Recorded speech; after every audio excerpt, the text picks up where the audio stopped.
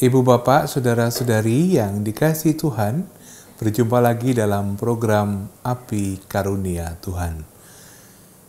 Dalam episode ini kita akan dihantar kembali memasuki surat Rasul Paulus kepada jemaat di Efesus. Apabila pada minggu lalu kepada kita telah disampaikan pembagian-pembagian dan pembacaan secara umum, maka pada sesi ini kepada kita akan dihantar melihat, menelisik bab demi bab.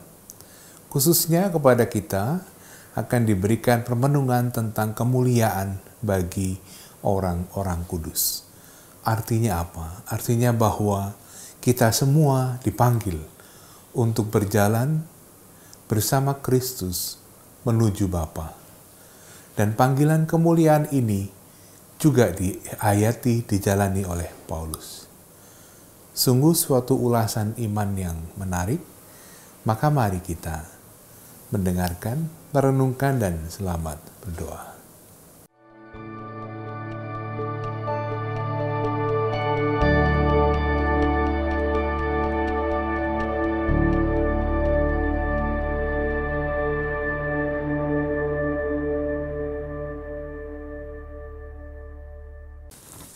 Saudari-saudara terkasih, percakapan kita berkaitan dengan surat Rasul Paulus kepada jemaat di Efesus. Pengantar-pengantar umum sudah kita bicarakan sebagai latar belakang, dan kita sudah masuk ke dalam susunan di dalam rangka melihat isinya. Secara garis besar, singkat, kita bisa mengatakan begini, seperti biasanya surat-surat Rasul Paulus diawali dengan salam dan alamat yang dituju oleh surat itu. Dan kemudian ditutup dengan salam penutup berisi macam-macam salam, macam-macam berita. Nah, isi pokok dari surat kepada jemaat di Efesus dapat kita bagi menjadi dua bagian. Yang pertama adalah bab 1 ayat 3 sampai bab 3 ayat 21. Secara garis besar, isinya adalah mengenai kepenuhan misteri. Kata misteri yang diterjemahkan di dalam bahasa Indonesia rahasia itu dominan di dalam bagian pertama ini. Dan rahasia atau misteri itu adalah kata lain dari karya keselamatan Allah di dalam Kristus. Nah, yang penting untuk diperhatikan pada bagian ini dikatakan bahwa gereja adalah kepenuhan misteri Kristus. Jadi, kalau kita percaya kepada karya keselamatan Kristus, dan kita mau melihat wujudnya yang nyata, belum yang ideal, ya di dalam gereja Kristus itu. Dan di dalam hal ini tentu kita percaya bahwa itu semua ada di dalam gereja tempat kita bernaung. Gereja adalah kepenuhan misteri karya keselamatan Kristus. Itu inti ajaran. Bagian yang kedua dari bab 4 ayat 1 sampai selesai, sampai bab 6 ayat 20, isinya adalah nasihat-nasihat. Nasihat pertama tentu berkaitan dengan ajaran iman. Dan ajaran iman itu mempunyai konsekuensi di dalam kehidupan. Maka pada bagian ini kita temukan berbagai macam petunjuk untuk hidup sebagai murid-murid Kristus dan sebagai umat Allah. Nah, dengan garis besar itu, saudari-saudara sekalian dapat membaca sendiri. Nanti kalau ada kesempatan, surat kepada jemaat di Efesus, dengan pembagian itu lalu kita bisa melihat dengan jelas kalau membaca perikope tertentu, oh ini ada di bagian ini, itu ada di bagian itu. sehingga kita dapat menempatkan kutipan yang kita baca itu di dalam konteks. Kita sudah mulai juga dengan membaca bagian yang pertama, yaitu bab 1 ayat 3 sampai bab 3 ayat 21. Nah, meskipun sudah kita percakapkan, saya masih ingin sekali lagi menggarisbawahi isi dari bagian ini, karena kalau dirasa-rasakan tidak hanya untuk dipahami, tetapi kalau dirasa-rasakan sungguh sangat menarik, sekurang-kurangnya bagi saya. Oleh karena itu, mari kita lihat yang pertama.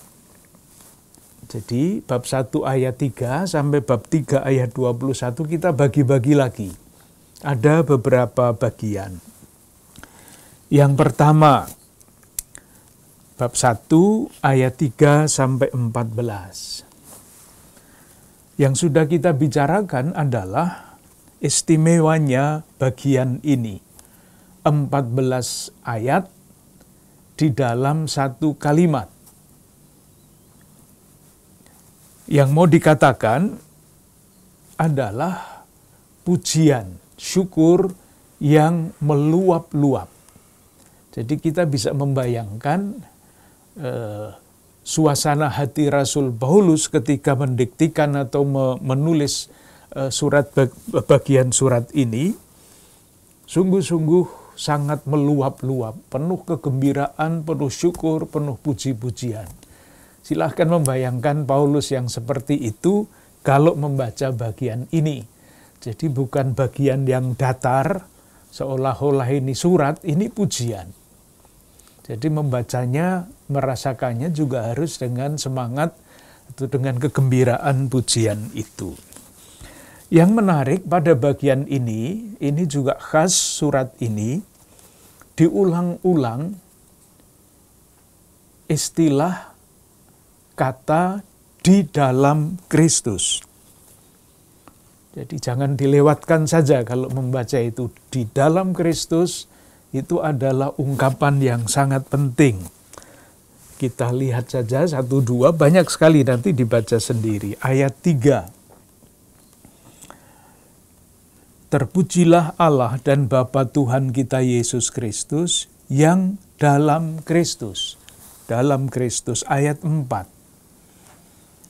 Sebab di dalam Dia Allah telah memilih di dalam Kristus. Nah, tadi kita bicara mengenai kata kuncinya misteri. Misteri itu adalah rencana Allah yang sejak semula tersembunyi, tapi sekarang dinyatakan di dalam Kristus. Jadi di dalam Kristus menjadi sangat penting. Waktu kita bicara mengenai surat kepada orang Kolose, kita bertemu dengan istilah kepenuhan Allah dalam Kristus.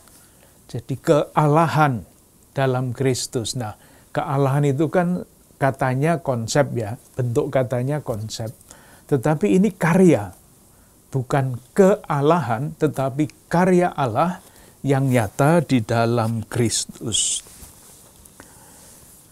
Dan kalau boleh dilihat, untuk menggarisbawahi suasana yang girang dan mulia itu, ada doksologi yang diulang-ulang pada ayat 6. Supaya terpujilah kasih karunia-Nya yang mulia. Doksologi. Untuk memuji kemuliaan Allah di dalam perayaan Ekaristi juga ada pada akhir doa syukur agung itu, dengan pengantaraan Dia, bersama Dia, dan dalam Dia, bagimu kemuliaan dan selama-lamanya. Itulah doksologi yang bentuknya sama dengan ayat 6 ini. Supaya terpujilah kasih karunia-Nya yang mulia, dan selanjutnya. Diulang pada ayat 12, supaya kami yang sebelumnya telah menaruh harapan pada Kristus, boleh menjadi puji-pujian bagi kemuliaan-Nya. Diulang lagi pada ayat 14. yaitu penebusan yang menjadikan kita milik Allah untuk memuji kemuliaannya.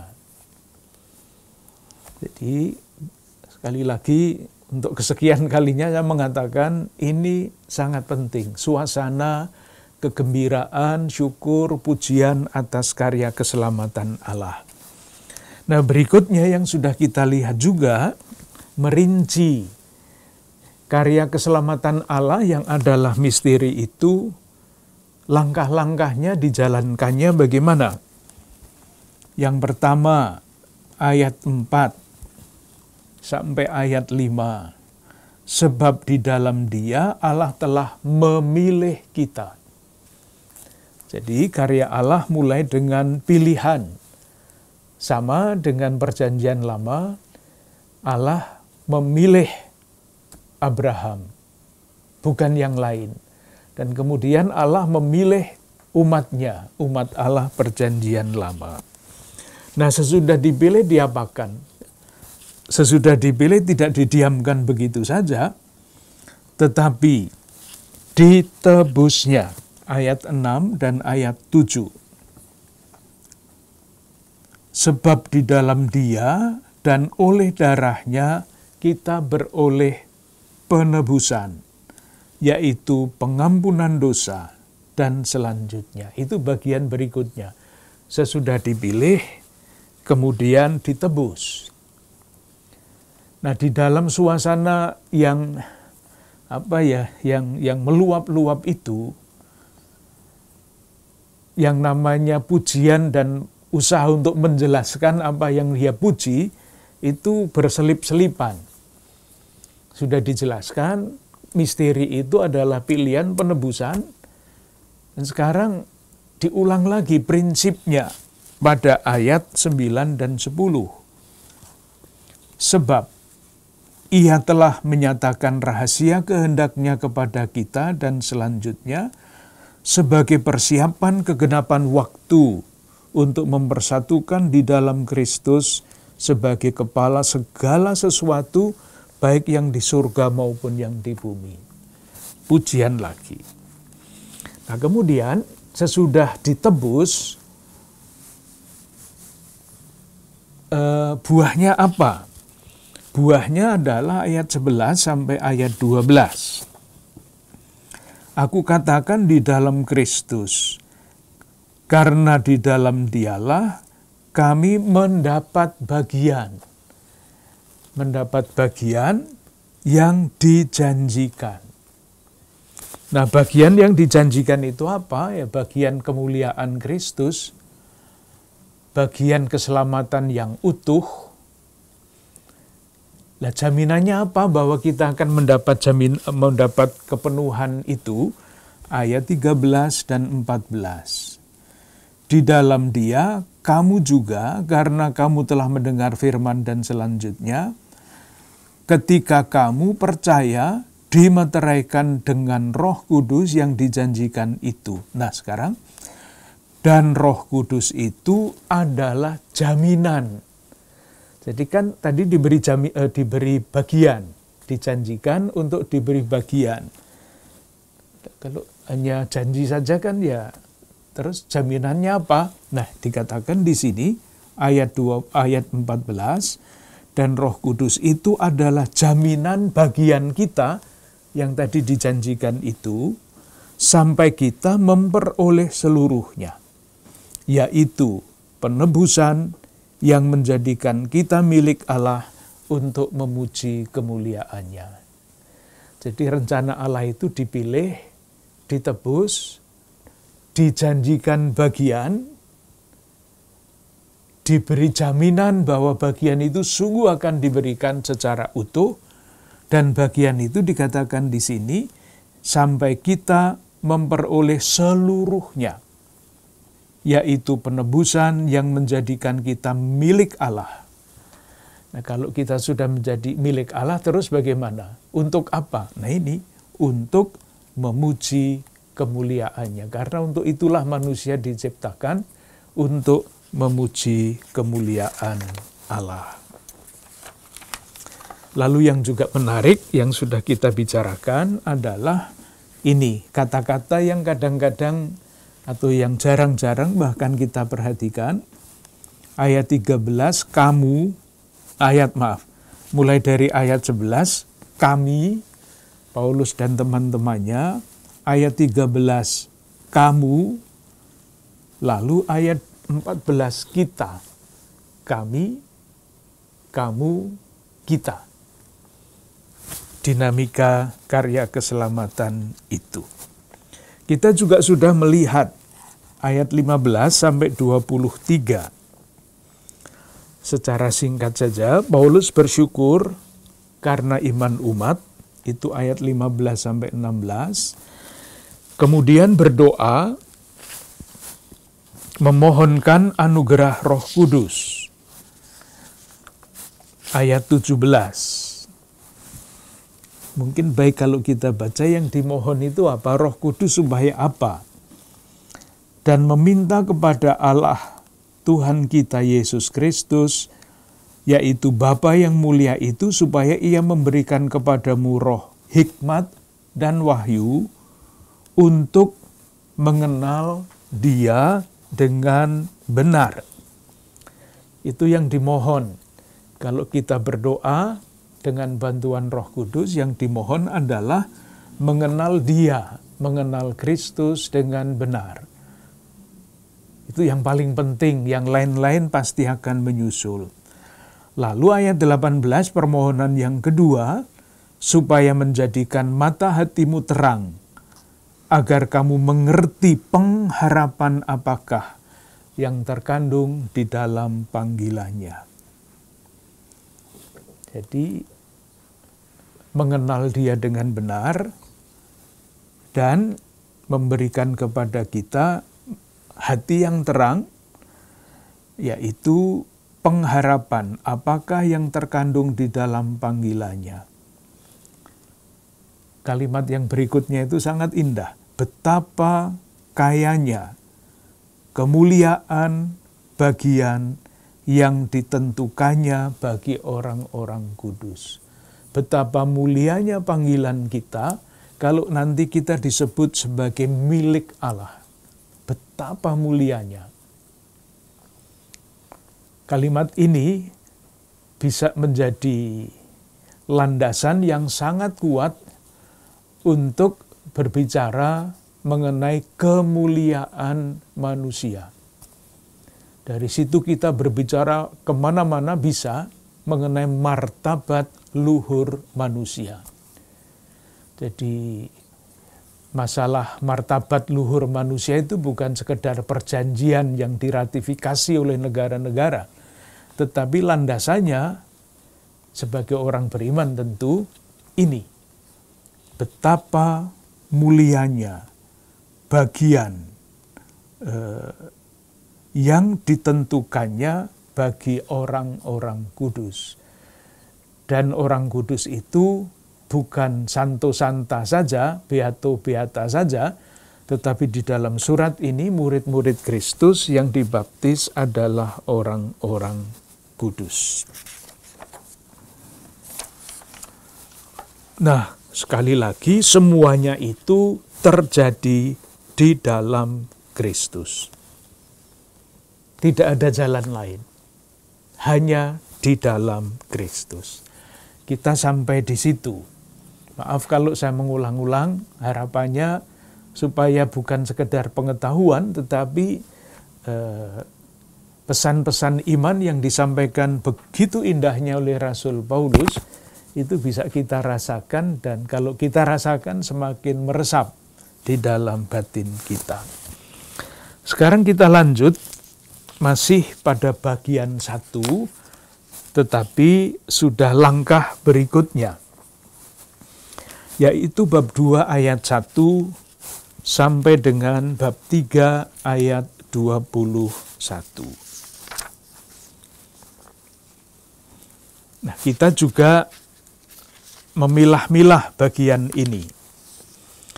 Jadi bagian bab 2 ayat 1 sampai bab 3 ayat 21 ini akan kita bagi menjadi 2 bagian lagi. Yang pertama adalah bab 2 ayat 1 sampai dengan ayat 22. Bab 2 ayat 1 sampai dengan ayat 22. Bab 2 ayat 1 sampai ayat 22 ini juga kita bagi menjadi dua. Yang 1-2 itu tidak usah diperhatikan. Saya saya tunjukkan saja apa yang penting untuk diperhatikan. Dari ayat 1 sampai 13. Masih terus melanjutkan pada bagian ini penegasan bahwa semuanya itu terjadi di dalam Kristus. Semuanya itu karya keselamatan tentu. Yang itu mau saya tunjukkan bab 2 ayat 4. Tetapi Allah yang kaya dengan rahmat, oleh karena kasih-Nya yang besar, yang dilimpahkan kepada kita. Kasih-Nya yang besar, yang telah dilimpahkannya kepada kita. Ayat 5. Telah menghidupkan kita bersama-sama dengan Kristus. Lalu ayat 6, dan di dalam Kristus. Jadi ayat 5, ayat 4, itu Allah yang karena kasih-Nya yang besar. Lalu baru ayat 5, bersama dengan Kristus. Ayat 6, di dalam Kristus. Jadi kasih karunia Allah yang amat besar itu sampainya kepada kita, ya dalam Kristus itu. Nah, karya keselamatan ini berbuah pada transformasi kehidupan. Jadi kan sudah ditunjukkan ya intinya misteri, pengaruhnya adalah transformasi kehidupan. Itulah yang dikatakan pada ayat-ayat ini. Bab 2 ayat 1. Kamu dahulu, dulu, sudah mati dan selanjutnya. Lalu ayat 4, tetapi Allah. Jadi dulu kamu mati, tetapi Allah sekarang hidup. Kata tetapi menjadi penting. Kita jarang memperhatikan kata-kata kecil seperti itu. Padahal di dalam banyak bagian dari teks kitab suci ini bisa menentukan makna dari yang kita baca itu. Dulu kamu begini, tetapi Allah yang kaya dan sebagainya di dalam Kristus telah menebus. Dahulu terpisah, ayat 11. Karena itu ingatlah bahwa dahulu kamu dan selanjutnya. Lalu ayat 13, tetapi sekarang di dalam Kristus, kamu yang dulu jauh, sekarang menjadi dekat. Jadi transformasi itu ditunjukkan dengan kontras dulu begini, sekarang begini. Berubah sama sekali karena misteri itu.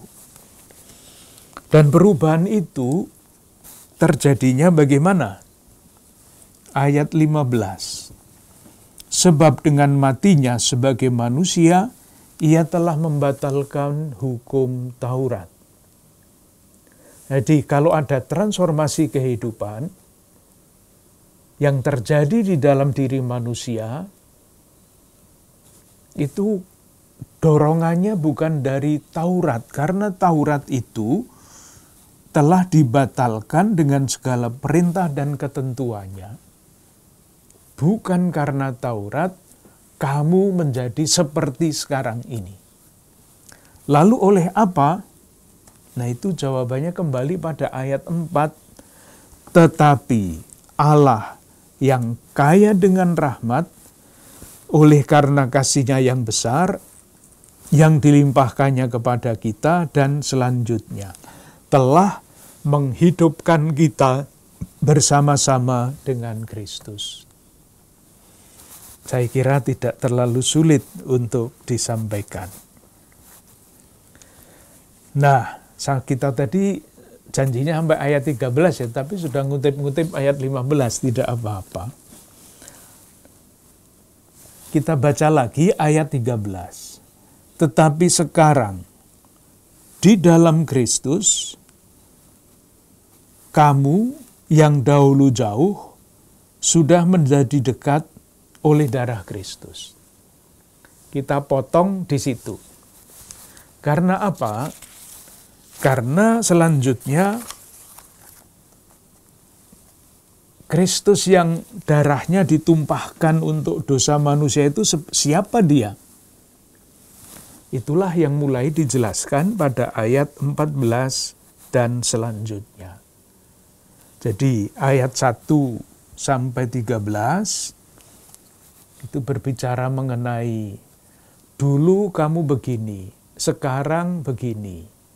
Sekarang ini bukan karena jasa hukum Taurat yang sudah dibatalkan, ayat 15, tetapi adalah karena kasih karunia kasih karunia Allah yang dilimpahkannya kepada kita, telah menghidupkan kita bersama-sama dengan Kristus. Nah, pertanyaannya, Kristus itu siapa? Itulah jawabannya yang kita temukan pada ayat 14 sampai dengan ayat 22. Kita coba lihat beberapa bagian. Ayat 14. Kristus disebut apa di situ?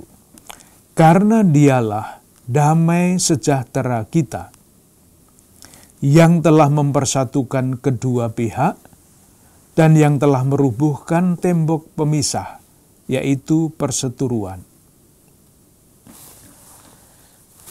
Jadi Yesus adalah damai sejahtera kita. Damai sejahtera itu kata aslinya shalom. Nah, jadi shalom itu adalah suatu konsep yang sangat utuh, yang diperdamaikan bukan hanya manusia dengan manusia. Artinya damai sejahtera itu bukan buah dari relasi yang baik antara manusia dan manusia saja, tetapi Yesus itu adalah pengantara. Dialah yang memulihkan kembali hubungan manusia dengan Allah. Jadi shalom, damai sejahtera itu adalah buah dari relasi yang dipulihkan antara manusia dengan Allah dan antara manusia dengan manusia dengan darah Kristus, penebusan. Dan sekarang tentu saja semakin disadari bahwa damai sejahtera tidak hanya terdiri dari dua itu. Relasi yang baik, benar antara Allah dan manusia, antara manusia dan manusia, sekarang ditambah unsur yang ketiga, yaitu antara manusia dengan dunia, dengan alam raya. Jadi konsep teologi yang juga bertumbuh. Ayat 15. Jadi Yesus Kristus yang darahnya ditumpahkan untuk kita itu adalah damai sejahtera kita. Yang kedua, ayat 15. Sebab dengan matinya sebagai manusia, ia telah membatalkan hukum Taurat dengan segala perintah dan ketentuannya, untuk menciptakan keduanya menjadi satu manusia baru di dalam dirinya, dan dengan itu mengadakan damai sejahtera. Manusia baru itu adalah tubuh Kristus. Tidak hanya berarti manusia perseorangan, tetapi kemanusiaan yang tadinya dihalangi dengan tembok-tembok pemisah, ini umat terpilih, ini umat tidak terpilih, itu semua runtuh. Muncul kemanusiaan baru. Disatukan di dalam hidup bersama, di dalam kehidupan baru itu. Itu dikatakan di sini secara lebih lebih jelas. Ayat 17, ia datang dan memberitakan damai sejahtera kepada kamu yang jauh dan damai sejahtera kepada mereka yang dekat. Karena oleh Dia, kita kedua pihak dalam satu roh beroleh jalan masuk menuju Bapa. Jadi kata-kata yang dominan di sini adalah damai sejahtera. Nah, kalau kita mau cari kenapa kata damai sejahtera itu menjadi sangat penting di sini, berkaitan dengan dua pihak yang jauh dan yang dekat yang disatukan. Caranya ya seperti biasanya, kita mencoba melihat di balik tulisan ini ada kutipan dari Perjanjian Lama yang mana. Di bawah itu ada, ini kutipan ayat 17 dari kitab Nabi Yesaya bab 57 ayat 19. Kita coba lihat. Yesaya sebetulnya harus dibaca Yesaya bab 56 dan 57. Nanti silahkan membaca sendiri. Sekarang kita lihat saja yang 57 ayat 19. Yang ditunjukkan di dalam catatan kaki di bawah teks. Ayat 19. Aku akan menciptakan puji-pujian, damai sejahtera bagi mereka yang jauh dan bagi mereka yang dekat. Itu persis sama isinya. Firman Tuhan, aku akan menyembuhkan dia. Jadi tidak berdiri sendiri. Ayat-ayat yang berkaitan dengan damai sejahtera itu. Kalau mau masih membaca 1-2 ayat lagi, bab 58 kitab Nabi Yesaya, ayat 6-7. Dan orang-orang asing yang menggabungkan diri, perhatikan kata ini, orang-orang asing itu artinya yang jauh, akan menggabungkan diri kepada Tuhan untuk melayani Dia, untuk mengasihi nama Tuhan, dan untuk menjadi hamba-hambanya. Semuanya yang memelihara hari Sabat dan tidak menajiskannya, dan yang berpegang pada perjanjianku. Mereka akan kubawa ke gunungku yang kudus, dan akan kuberi kesukaan di rumah doaku. Aku akan berkenan kepada korban-korban bakaran dan korban-korban sembelihan mereka, dan selanjutnya, sebab rumahku akan disebut rumah doa bagi segala bangsa. Nah, itulah yang dikatakan pada ayat 18 bab 2. Bab 2 ayat 18. Karena oleh Dia kita, mana tadi? Kedua pihak dalam satu roh beroleh jalan masuk kepada Bapa. Jadi pikiran-pikiran Paulus tidak sama sekali baru. Dia adalah ahli kitab, artinya ahli perjanjian lama, untuk menjelaskan realitas baru di dalam Kristus. Dia banyak menggunakan gagasan-gagasan yang ada di dalam perjanjian lama sebagai nubuat terhadap apa yang terjadi di dalam Kristus. Itu bab 2 ayat 1-22.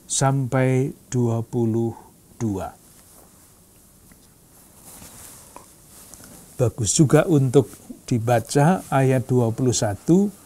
Di dalam Dia tumbuh seluruh bangunan rapih tersusun, menjadi bait Allah yang kudus di dalam Tuhan.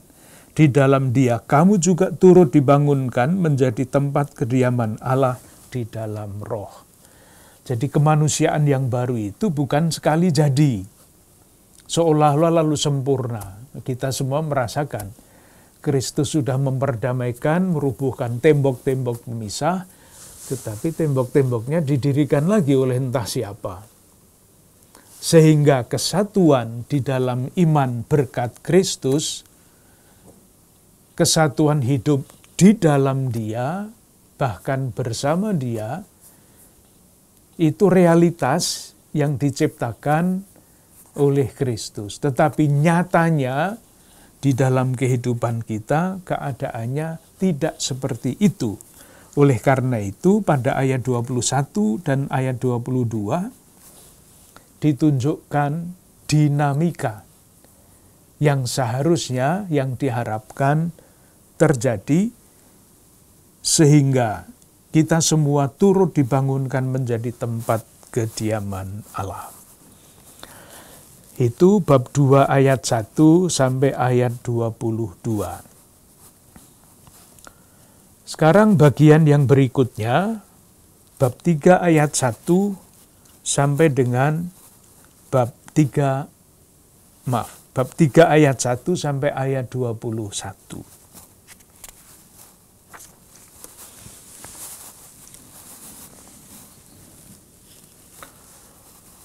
Pokok dari bagian ini kembali lagi rahasia. Saya tunjukkan di mana kata-kata itu muncul. Ayat 3, yaitu bagaimana rahasianya dinyatakan kepadaku dengan wahyu. 1. Ayat 4. Apabila kamu membacanya, kamu dapat mengetahui daripadanya pengertianku akan rahasia Kristus. Rahasia lagi. Ayat 9. Dan untuk menyatakan apa isinya tugas penyelenggaraan rahasia yang telah berabad-abad tersembunyi dalam Allah. Kembali lagi, kata kuncinya diulang-ulang. Supaya masuk, supaya dipahami betul-betul oleh orang Efesus apa yang dimaksud dengan rahasia. Tetapi rahasia itu kan sudah dijelaskan sebelumnya.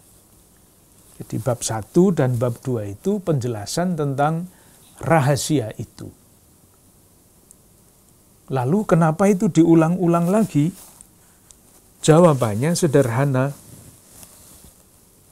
Karena Pauluslah yang melayani rahasia itu. Jadi bagian ini, bab 3 ayat 1 sampai 21, sebetulnya Paulus bicara mengenai dirinya sebagai pelayan rahasia. Kalau dibahasakan dengan kata-kata sendiri, kira-kira Paulus ingin mengatakan begini, saudara-saudara, dalam bagian surat sebelum ini, saya bicara banyak tentang rahasia itu. Intinya adalah bahwa saudara-saudara kita bangsa-bangsa lain mendapat kasih karunia Allah juga sama seperti kita, orang-orang Yahudi. Itu sudah dibicarakan pada bab 1 dan bab 2. Nah, sekarang saudara-saudara, saya bertanya, siapa yang menjadi pelayan rahasia itu? Nah, jawabannya ya saya, maksud saya Paulus. Itulah yang dia katakan pada ayat 7 sampai 9. Kita lihat. Dari Injil itu, ayat 7, aku telah menjadi pelayannya menurut pemberian kasih karunia Allah yang dianugerahkan kepadaku sesuai dengan pengerjaan kuasanya. Kepadaku yang paling hina di antara segala orang kudus. Dan selanjutnya. Isinya seperti itu. Lalu diceritakan juga kalau Paulus itu adalah pelayan rahasia itu, bagaimana hal itu terjadi? Itulah yang dikatakan pada ayat 3, yaitu bagaimana rahasianya dinyatakan kepadaku dengan wahyu, seperti yang telah kutulis di atas dengan singkat. Nah, di balik ini tentu adalah pengalaman Paulus dalam perjumpaannya dengan Yesus yang diceritakan di dalam Kisah Para Rasul bab 9, bab 22, bab 26. Pada bab 9 diceritakan Paulus disembuhkan dari buta menjadi melihat. Pada bab 22, nah ini kalau nanti mau membaca Kisah Para Rasul bab 22, persis ini yang dikatakan di sini. Dinyatakan kepadaku dengan wahyu. Pada bab 22 Kisah Para Rasul itu dikatakan bahwa pemahaman mengenai rahasia Kristus itu merasuk di dalam batinnya dalam perjumpaan dengan Kristus mulia itu. Mengerti, Paulus jadi mengerti siapa Yesus Kristus itu, dan pada bab 26 yang diceritakan adalah perutusannya. Itu ceritanya. Jadi Paulus menjadi pelayan itu diceritakan pada ayat 3. Lalu isi pelayanannya apa? Tadi sudah dibaca ayat 8. Kepadaku yang paling hina di antara segala orang kudus telah dianugerahkan kasih karunia ini untuk memberitakan kepada orang-orang bukan Yahudi kekayaan Kristus yang tidak terduga itu. Kalau ditanyakan Bapak Paulus, kekhususan dari pelayanan Anda itu apa? Jawabannya misteri. Misterinya isinya apa? Bahwa sejak semula Allah telah merencanakan, dari dulu tertutup, sekarang diwahyukan di dalam Kristus bahwa semua orang itu dipanggil untuk berjalan menuju ke Bapa dalam Kristus. Panggilan semua seperti itu. Bisa dibaca ayat 10, supaya sekarang oleh jemaat diberitahukan berbagai ragam hikmat Allah kepada pemerintah-pemerintah dan penguasa-penguasa di surga. Itu adalah ungkapan yang maksudnya pokoknya sekarang ini warta kepada orang-orang bukan Yahudi ya untuk semua. Peran Kristus ayat 12. Kembali lagi, di dalam Dia kita beroleh keberanian dan jalan masuk kepada Allah dengan penuh kepercayaan oleh iman kita kepadanya. Sebab itu aku minta kepadamu supaya kamu jangan tawar hati melihat kesesakanku karena kesesakanku itu adalah kemuliaanmu. Ini kalimatnya susah tetapi sangat indah ya. Dipikirkan agak sulit ini maksudnya, tapi kalau dirasa-rasakan, sebab itu aku minta kepadamu supaya kamu jangan tawar hati melihat kesesakanku. Paulus bicara mengenai kesulitannya lagi di dalam mewartakan Injil. Karena kesesakanku itu adalah kemuliaanmu. Hebat sekali Rasul Paulus. Kalau saya sengsara nggak apa-apa, asal kamu mulia. Kalau dijelaskan kan tidak gampang itu ya, tapi kalau dibaca pelan-pelan, dirasakan bukan main Paulus ini. Rela menderita supaya orang lain dimuliakan. Dalam hal ini jemaat di Efesus. Lalu ayat 14 sampai ayat 22. Ini doa. Judulnya di kita juga doa Paulus. Doanya sederhana. Doa itu dikatakan pada ayat 14 dan 15. Itulah sebabnya aku sujud kepada Bapa, yang daripadanya semua turunan yang di dalam surga dan di atas bumi menerima namanya. Siapa Bapa itu? Ya ini. Aku berdoa supaya. Nah, supaya apa? Doa Paulus ayat 17.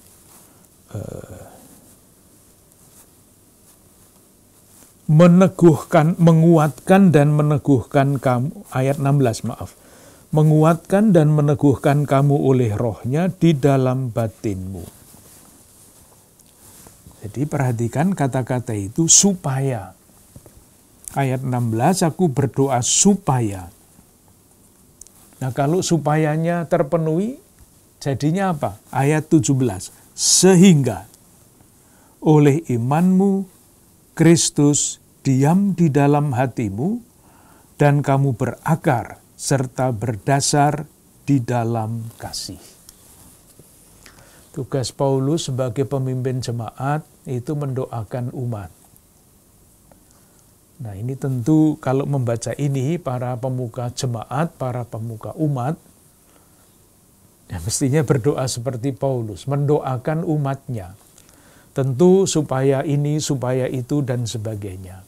Tetapi doa yang paling pokok, itu dikatakan di situ, supaya Kristus ada di dalam hatimu, berakar sehingga oleh imanmu Kristus diam di dalam hatimu. Satu. Doanya tidak konkret ini, tidak seperti mendoakan supaya hal-hal yang konkret yang bisa disebutkan, tetapi doa ini doa yang sangat mendasar.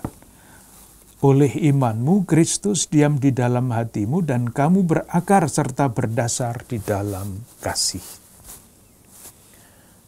Doa yang berikutnya, isi doa yang berikutnya, ayat 18. Aku berdoa supaya kamu bersama-sama dengan segala orang kudus dapat memahami betapa lebarnya dan panjangnya dan tingginya dan dalamnya kasih Kristus, dan dapat mengenal kasih itu sekalipun ia melampaui segala pengetahuan. Itu yang kedua, doa 1 nomor berapa tadi kok nomor? Ayat 16, supaya, sehingga. Ayat 18 yang kedua, dan berikutnya ayat 19, aku berdoa supaya kamu dipenuhi di dalam seluruh kepenuhan Allah. Ini jarang didoakan kan, doa-doa yang isinya seperti ini. Maksudnya, doa yang sangat mendasar ini berkaitan dengan perkembangan hidup manusia. Jadi tidak sekedar tubuhnya selamat, sehat, sejahtera. Itu juga doa-doa yang biasa kan, mohon pekerjaan dan sebagainya. Yang kedua, jiwanya juga didoakan. Kesehatan mental dan sebagainya. Tapi ini berkaitan dengan roh manusia. Supaya kamu dipenuhi di dalam seluruh kepenuhan Allah. Jadi supaya proses menjadi semakin ilahi itu terjadi di dalam diri manusia. Karena baru kalau ketiga-tiganya itu bertumbuh dengan baik, yang namanya kemuliaan martabat manusia itu sungguh-sungguh nyata. Kalau hanya tubuhnya hebat, kalau hanya jiwanya cerdas, kurang satu. Rohnya bagaimana? Nah ini, supaya kamu dipenuhi di dalam seluruh kepenuhan Allah. Ayat 20 itu doksologi lagi. Terus memuji Allah. Bagi dialah yang dapat melakukan jauh lebih banyak daripada yang kita doakan atau pikirkan, seperti yang ternyata dari kuasa yang bekerja di dalam kita. Bagi dialah kemuliaan di dalam jemaat dan di dalam Kristus Yesus turun-temurun sampai selama-lamanya. Doksologi lagi. Di suasana seperti itu, suasana memuliakan Allah sangat jelas di dalam surat ini. Itu bagian yang pertama, dengan demikian selesai. Jadi tadi sudah di depan dikatakan ada dua bagian besar, bab 1 ayat 3 sampai bab 3 ayat 21. penjelasan mengenai misteri, pelayannya, dan suasana memuliakan Allah ini. Bagian yang kedua jauh lebih mudah, karena bab 4 ayat 1 sampai dengan bab 6 ayat 24, ini adalah konsekuensi-konsekuensi dari iman akan Kristus yang dijelaskan dari bab 1 sampai dengan bab 3. Kita coba lihat. Bab 4 ayat 1 sampai bab 6 dan selanjutnya. Kita potong-potong lagi supaya lebih mudah. Yang pertama adalah bab 4 ayat 1 sampai ayat 16. Ini nasihat konkret. Prinsipnya apa? Prinsip nasihatnya ayat 1 bab 4. Sebab itu aku menasihatkan kamu, aku orang yang dipenjarakan karena Tuhan, supaya hidupmu sebagai orang-orang yang telah dipanggil berpadanan dengan panggilan itu. Nah, itu prinsipnya. Jadi sebagai murid-murid Kristus, ya hidupnya sesuai dengan teladan Kristus. Sebagai manusia yang martabatnya begitu mulia, bersama-sama Kristus, di dalam Kristus, mulia. Martabat manusia mulia. Ya mesti hidup dengan cara martabat manusia yang mulia itu. Prinsipnya itu. Nah, tentu lalu harus ada yang konkret-konkret. Nah, itulah yang dikatakan pada ayat 2 dan selanjutnya. Sampai dengan ayat 6. Nanti dibaca sendiri, nasihatnya selalu baik. Nasihat ya selalu baik. Apakah gampang apa sulit, itu soal lain. Hendaklah kamu selalu rendah hati, lemah lembut, sabar. Nasihat yang sering kita dengar juga dari orang tua kita atau dari teman-teman kita. Yang kedua yang penting adalah ayat 3, dan berusahalah memelihara kesatuan roh oleh ikatan damai sejahtera. Jadi persatuan di dalam gereja menjadi sangat penting. Satu tubuh, satu roh, sebagaimana kamu telah dipanggil kepada satu pengharapan yang terkandung di dalam panggilanmu. Satu Tuhan, satu iman, satu baptisan, satu Allah dan Bapa dari semua, Allah yang di atas semua, dan oleh semua, dan di dalam semua. Dan ini Paulus bingung mau mengatakan apa lagi, maka dia menggunakan Allah yang di atas semua, dan oleh semua, dan di dalam semua. Pokoknya ini misteri Tuhan Allah yang tak tidak tertangkap oleh akal manusia. Semua-mua. Itu satu. Jadi doanya konkret, konsekuensinya konkret, yang paling penting adalah satu. Dan inilah yang paling sulit untuk diusahakan. Karena membangun persatuan itu membutuhkan macam-macam latihan dan macam-macam kekuatan roh. Kalau bertengkar itu tidak usah latihan. Bertengkar itu gampang sekali. Apapun bisa dipertengkarkan. Nah, pada ayat 7 mulailah dengan yang lain. Yaitu di dalam jemaat yang mestinya bersatu itu ada bermacam-macam karunia. Itulah yang dikatakan pada ayat 7. Tetapi kepada kita masing-masing yang telah dianugerahkan kasih karunia menurut ukuran pemberian Kristus.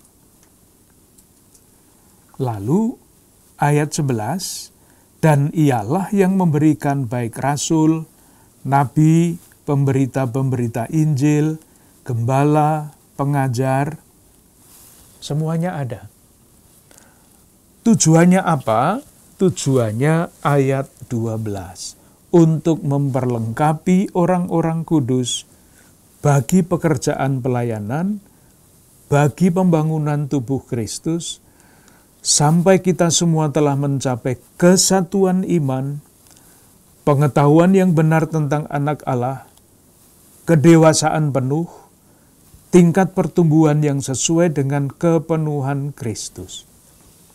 Apapun fungsi di dalam gereja, sesuai dengan zaman pada waktu itu, ada nabi, ada pengajar, apapun fungsinya, tujuannya ayat 12. Itu bisa dirinci dengan berbagai macam titik untuk memperlengkapi orang-orang kudus bagi pekerjaan pelayanan, pembangunan tubuh Kristus, kesatuan iman dan pengetahuan yang benar tentang Allah, kedewasaan penuh, dan selanjutnya. Itulah yang ada di dalam jemaat. Kalaupun sekarang fungsionaris di dalam jemaat itu bermacam-macam, intinya bisa kembalikan sini semua. Dulu belum ada komisi keadilan dan perdamaian, belum ada. Tapi bisa kembali ke situ, pembangunan tubuh Kristus, pertumbuhan yang sesuai dengan kepenuhan Kristus, semuanya bisa masuk ke situ. Dan akan menumbuhkan seluruh tubuh, ayat 16, itu kesimpulannya, dan daripadanya lah seluruh tubuh yang rapi tersusun, diikat menjadi satu oleh pelayanan semua bagiannya, sesuai dengan kadar pekerjaan tiap-tiap anggota, menerima pertumbuhannya dan membangun dirinya di dalam kasih. Nah, kalau di dalam kasih bertumbuh itu kemana tumbuhnya? Ayat 15. Tetapi dengan tetap berpegang pada kebenaran, di dalam kasih kita bertumbuh, di dalam segala hal ke arah Dia, Kristus, yang adalah kepala. Itulah yang sekarang dirumuskan, panggilan setiap orang beriman dalam status atau jalan hidup manapun adalah menuju kepenuhan hidup Kristiani. Kata lainnya, kepenuhan kesempurnaan, kesucian. Ada semua di situ. Ke arah apapun bertumbuh di dalam segala hal. Ke arah Dia, Kristus yang adalah kepala. Bertumbuh di dalam segala hal. Segala hal itu apa? Seluruh wilayah hidup manusia tentu. Tetapi kalau kita kembali kepada antropologi kitab suci, manusia menurut kitab suci itu terdiri dari tubuh, jiwa, dan roh. Nah, bertumbuh di dalam segala hal itu berarti menjaga ketiga unsur manusia ini. Karena yang menuju kesempurnaan Kristus itu entah bagaimana, bukan hanya roh, tetapi juga jiwa dan badan. Dengan segala macam penjelasan yang mungkin. Bab 4 ayat 17 sampai bab 5 ayat 21. Bab 4 ayat 17 sampai bab 5 ayat 21. Ini adalah katekese untuk orang-orang yang dibaptis. Kembali, nasihat-nasihat supaya orang yang dibaptis, orang yang beriman kepada Kristus, hidup sesuai dengan martabatnya. Bab 4 ayat 17. Sebab itu, kata penghubungnya itu, sebab itu. Karena apa? Di atasnya Paulus atau sebelum ini Paulus bicara mengenai iman, bertumbuh menuju Kristus. Sebab itu kukatakan dan kutegaskan ini kepadamu di dalam Tuhan. Nasihatnya konkret, jangan hidup lagi sama seperti orang yang tidak mengenal Allah dengan pikirannya yang sia-sia. Itu prinsipnya. Konkretnya bagaimana? Jangan begini, jangan begitu tentu saja. Misalnya bab 4 ayat 20. Kamu bukan demikian, kamu telah belajar. Yang bukan begitu itu seperti apa? Ayat 19. Perasaan mereka telah tumpul. Dan selanjutnya, kamu jangan seperti itu. Karena apa? Ayat 20, kamu bukan demikian, kamu telah belajar mengenal Kristus. Nanti silahkan baca sendiri, menarik karena nasihat-nasihatnya sangat konkret. Saya akan berhenti pada ayat 29. Janganlah ada perkataan kotor keluar dari mulutmu, tetapi pakailah perkataan yang baik untuk membangun di mana perlu, supaya mereka yang mendengarnya beroleh kasih karunia. Ayat 30, dan janganlah kamu mendukakan Roh Kudus Allah, yang telah mementeraikan kamu menjelang hari penyelamatan. Segala kepahitan, kegeraman, kemarahan, pertikaian, fitnah, hendaklah dibuang dari antara kamu. Demikian pula segala kejahatan. Tetapi hendaklah kamu ramah seorang terhadap yang lain, penuh kasih mesra, saling mengampuni, dan selanjutnya. Ini yang menurut bahasa kita sekarang berpikir positif. Kalau orang berpikir positif, itu dengan sendirinya kata-katanya akan meneguhkan. Tidak asal berbeda. Perkataan yang baik untuk membangun. Itu semestinya yang terjadi di dalam homili. Homili itu kan kata yang baru ya. Dulu kan namanya khotbah. Kenapa berubah? Ya persis karena ini maksudnya. Kata khotbah itu kan sekarang artinya bisa jelek ya. Saya baru saja dikhotbahi.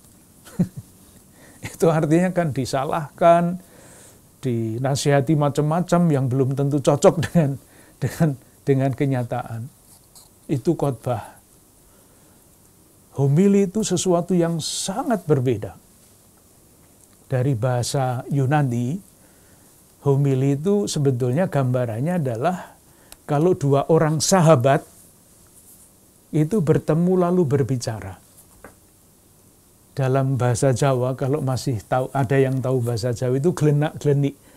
Jadi dua orang duduk bersama-sama, bisa menceritakan kegembiraannya, bisa menceritakan kesulitannya tanpa takut bahwa akan dimarahi atau dikhotbahi itu tadi. Dan homili pada dasarnya menurut arti kata itu mestinya meneguhkan. Jadi kalau ada yang membawakan homili, judulnya homili tetapi marah-marah, itu ya namanya bukan homili. Itu namanya mengkhotbahi yang belum tentu cocok dengan keadaan. Tapi nanti kalau omong ini sampai kemana-mana, maka sampai di sini dulu, nanti kita lanjutkan di dalam percakapan berikutnya. Makasih.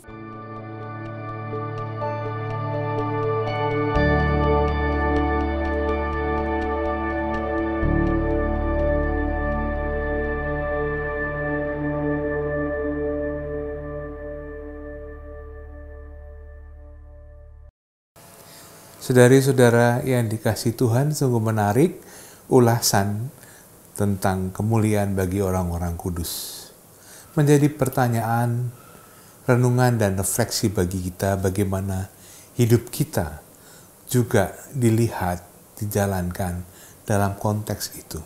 Bagaimana seluruh badan, tubuh, dan jiwa kita diarahkan untuk menjawab panggilan itu dalam keseharian kita.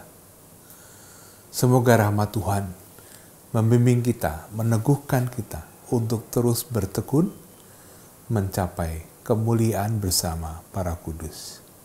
Kita akan berjumpa lagi dalam sesi Api Karunia Tuhan.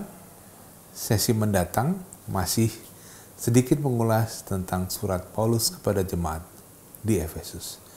Kita mohon berkat Tuhan. Allah Bapa Maha Kasih, pandanglah putra dan putrimu yang terus bertekun mencari kehendak-Mu, menjalankan dengan bimbingan-Mu, dan mewujudkan pengudusan dalam hidup sehari-hari. Semoga rahmat-Mu turun berlimpah ke atas kami, keluarga dan komunitas kami, dalam nama Bapa, Putra, dan Roh Kudus. Amin. Terima kasih, sampai jumpa.